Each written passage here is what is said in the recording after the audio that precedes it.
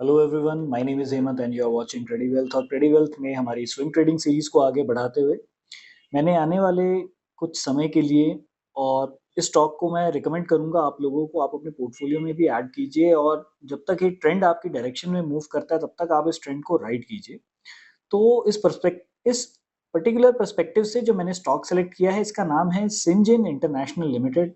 और अभी eight present जो आप चार्ट देख रहे हैं, यहाँ पर एक बहुत ही अच्छे सिमेट्रिकल ट्रायंगल का हमें ब्रेकआउट देखने को मिला है and that too on a monthly basis. देखिए, ये बहुत इंपॉर्टेंट है समझना कि ये जो आप ब्रेकआउट कैंडल यहाँ पर देख रहे हैं, ये कोई 5 मिनट की, 15 मिनट की, 1 आवर की कैंडल नहीं है। This is 1 month candle. और 1 महीने की ड्यूरेशन पे अगर आपको एक ब्रेकआउट देखने को मिल रहा है और जब प्राइस इतने लंबे समय से एक कंसोलिडेटेड रेंज के अंदर ट्रैप था और उसके बाद फाइनली जब उसने ब्रेकआउट किया है, तो यहाँ से प्रोबेबिलिटी बहुत ज़्यादा बढ़ जाती है कि अब ये प्राइस आगे कंटिन्यू करेगा। यानी कि मैं पर्सनली इसमें अब कुछ इस तरीके का मूव देख रहा हूँ। ये स्टॉक आपको इस डायरेक्शन में ऊपर की तरफ जाता हुआ दिखाई दे सकता है और मेरे जो एस्टिमेटेड टारगेट्स हैं इसमें, वो कहीं न कहीं ₹950 टू ₹1000 तक के हैं। अब ये कब अचीव होंगे, ये हमें देखना होगा। इसीलिए यहाँ पर आप इस स्टॉक को अपने पोर्टफोलियो में ऐड कर सकते हैं और आराम से आप इस राइड को कंटिन्यू कर सकते हैं।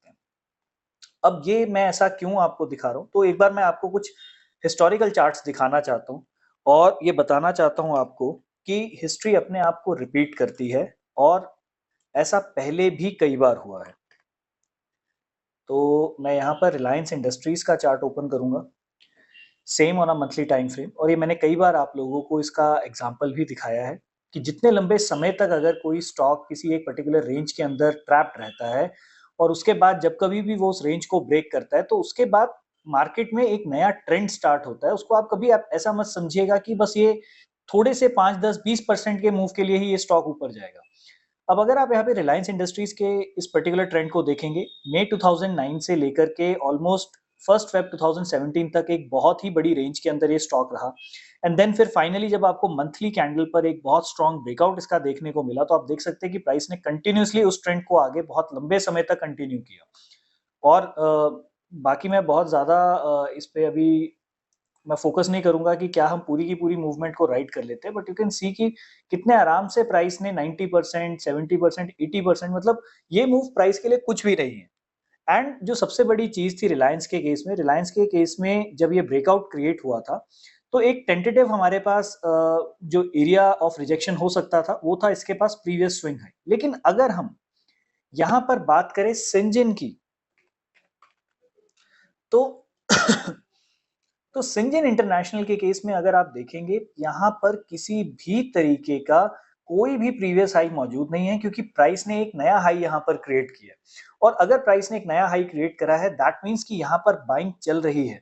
और अगर लोग इसको बढ़ी हुई वैल्यूएशन पर बाय करने के लिए रेडी हैं, तो आप समझ सकते हैं कि प्राइस अभी आगे आने वाले समय पर और अपनी इसी मूवमेंट को कंटिन्यू करता हुआ दिखाई दे सकता है। सो डिपेंड करता है, देखिए ब्रेकआउट कैसी कंडीशन में आता है और किस तरीके के स्टॉक्स को आप अपने पोर्टफोलियो में रख सकते हो। Buy on dips, like I have always said, buy on dips is a strategy that is applicable only on those charts and those stocks which are in a very strong uptrend। जो chart बहुत ही ज्यादा strong uptrend में दिखाई देते हैं, bye on dip strategy आप उसी में ही अप्लाई कर सकते हैं।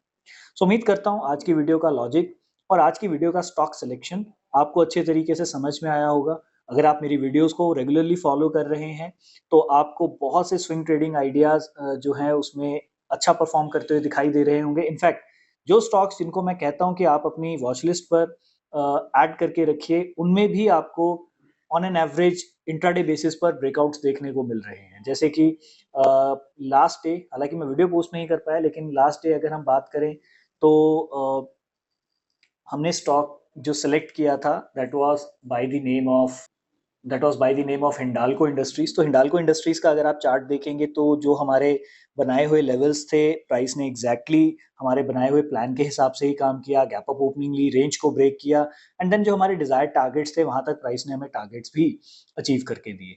तो इन सभी वीडियोस में आप हर एक चीज जहां पे आप देखेंगे, आपको ये समझ में आएगा कि ब्रेकआउट्स को ट्रेड करने के लिए आपके पास मार्केट में कंसोलिडेशन जोन का होना बहुत जरूरी है। अगर मार्केट में कंसोलिडेशन जोन है, तो ब्रेकआउट भी होगा।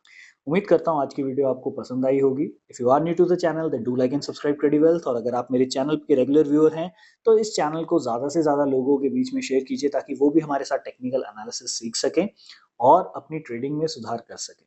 Thank you, bye bye.